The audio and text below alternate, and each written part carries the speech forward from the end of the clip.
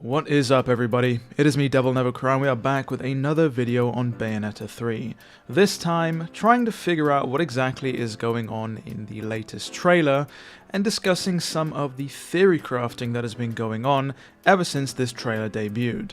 The most obvious and likely the most important point is Bayonetta's appearance and what it necessarily implies for the story of Bayonetta 3. Many of you, myself included, were quick to point out that this version of Bayonetta looks a lot like Cereza thanks to her hairstyle.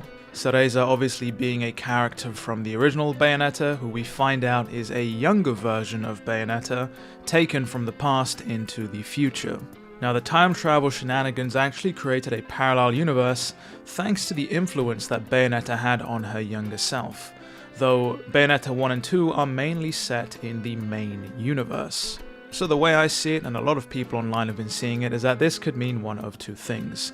Bayonetta 3 is set in the main universe with a younger version of Bayo sporting a similar look to her younger self, or this is set in the parallel universe following Cereza after having been taken to the future and brought back. And these theories are only compounded by the peculiar change in Bayonetta's voice actor. Again, many of you were quick to point out that Bayonetta does not sound like her usual self. In fact, only a couple of weeks ago, Bayonetta's VA, Helena Taylor, went over on Twitter to perhaps suggest that she may not be returning to voice Bayo in Bayonetta 3. Though she was quick to point out that she couldn't necessarily say anything due to being under a non-disclosure agreement, an NDA. And so this could potentially mean that Platinum got another voice actor for a younger version of Bayonetta to make the age difference quite clear, or perhaps they felt that Bayonetta needed another voice actor thanks to being from a parallel universe, to again make the distinction clear that this Bayonetta is not the Bayonetta from the previous games. Something else I want to quickly point out from the trailer are the enemies and the overall setting that we see in this trailer. Clearly this is modern day Japan. We see signs stating Shibuya across some of the buildings, so that's pretty much a no-brainer. The fact that the army can see these enemies and is attempting to combat them says a lot. Angels are pretty much the main antagonists and enemies in the Bayonetta series. However, humans aren't supposed to be able to see them at all. This is explicitly outlined in the original Bayonetta when Luca and Cereza are in the woods and Bayonetta is protecting them by fighting against angels. Luca can't see what's going on until Cereza passes her enchanted glasses over to him, allowing him to witness Bayonetta styling on a bunch of angels. And so again, coming back to the trailer, it doesn't seem like the enemies are angels this time around, calling into question, what exactly are they?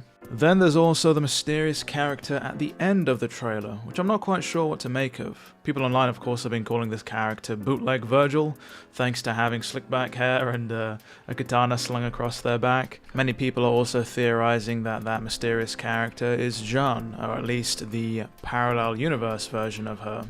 And then having said all of that, how exactly does this trailer tie into the reveal trailer, which essentially teased Bayonetta dying at the hands of some mysterious power? Is that scenario still in the game, or has it been dropped and scrapped entirely?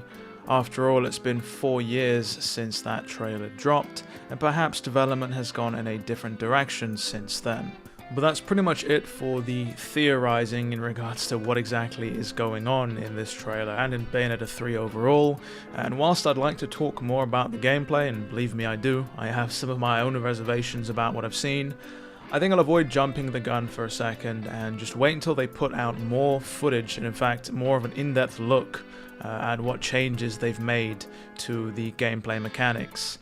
It's been interesting to see people's reactions to the re-reveal of Bayonetta 3, shall we say, where a large majority are pretty happy with what they've seen, but there are a vocal minority who aren't exactly best pleased about the direction that the gameplay is taking.